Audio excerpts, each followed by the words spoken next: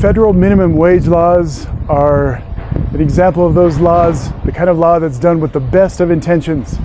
People that support an increase in the minimum wage to a living wage, they mean well, they want to help.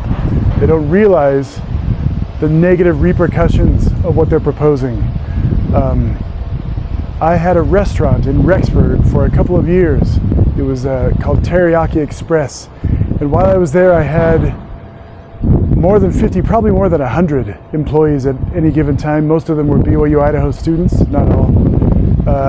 And I certainly paid a lot of them the federal minimum wage. That was 15 or more years ago. But I understand the implications of raising the minimum wage, and they potentially can hurt the very people that we're trying to help by doing that. So my restaurant ultimately went out of business. It's very hard to compete in that industry, and especially against national chains.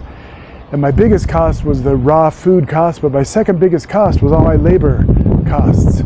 And if the government had come to me and told me that I had to, double or even triple my labor costs, because that's what it would take to get to a living wage from $7.25 an hour to what, $20 or more an hour?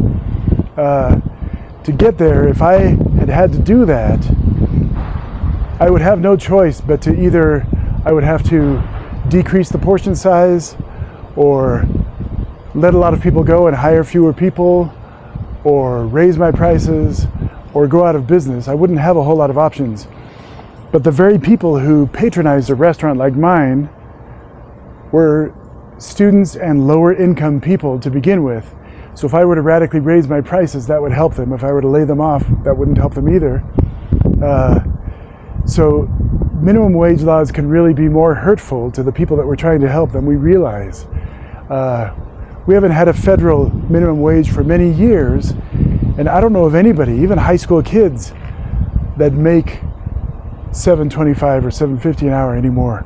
Almost nobody's paid that. The market by itself decides how much people are worth and pays them accordingly. Artificially raising the minimum wage